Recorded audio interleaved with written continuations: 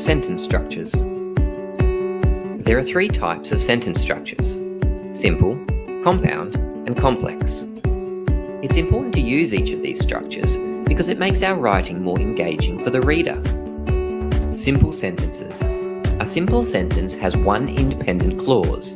That is, it has a subject, it has a verb, and it is a completed thought.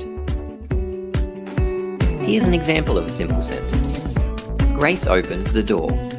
It has one subject and one verb. Sometimes simple sentences have a compound subject, like in this sentence. The table and chairs need to be cleaned. Simple sentences can also have a compound verb. For example, the boy smiled and nodded. Here is another simple sentence. Even though it's longer, we know it's still a simple sentence because it has one subject and one verb. Compound sentences. Compound sentences are a combination of two or more independent clauses joined together by a coordinating conjunction. Remembering the acronym FANBOYS is an easy way to remember the coordinating conjunctions that we can use to join independent clauses. Here are two simple sentences. Grace opened the door. She looked outside. Let's join them using the coordinating conjunction AND. We have created a compound sentence. Grace opened the door and she looked outside.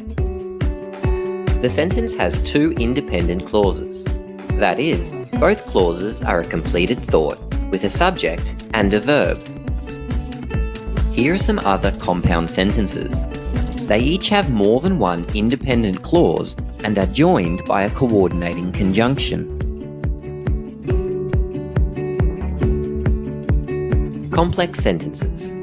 Complex sentences are composed of an independent clause and a dependent clause. Dependent clauses are not completed thoughts. Here is a complex sentence. When he won the award, everyone cheered. This is the independent clause because it has one subject and one verb, and it's a completed thought. This clause is a dependent clause because even though it has a subject and a verb, it's not a completed thought. Let's look at another example. Now that I have saved up, I can buy a bike. This is an independent clause because it has one subject, one verb, and is a completed thought. This is a dependent clause because it's not a completed thought. The dependent clause can go at the end of the sentence, like this, or it can go first in the sentence, like this.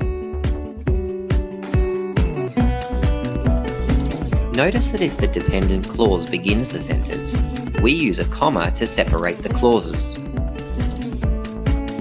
See if you can work out the structure of these sentences. Carl knew lots about monkeys. That's right, it's a simple sentence.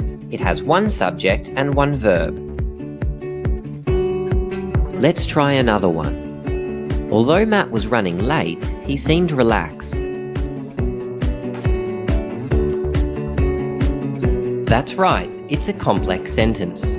It has an independent clause, which is a completed thought, and a dependent clause, which isn't a completed thought. One more. He was hungry, so he ate. It's a compound sentence.